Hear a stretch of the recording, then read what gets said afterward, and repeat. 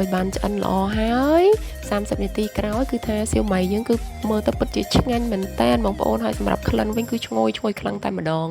អូខេហើយបន្ទាប់មកគឺយើងអាចយកមកដាក់តម្រៀបតាមដែលយើងពេញចិត្តដោយបន្ថែមជាមួយនឹងជ្រក់ឬក៏ជីវ៉ាន់ស៊ុយអីបែបនេះលាយជាមួយគឺពិតជាមានឱជារសឆ្ងាញ់មែនតើ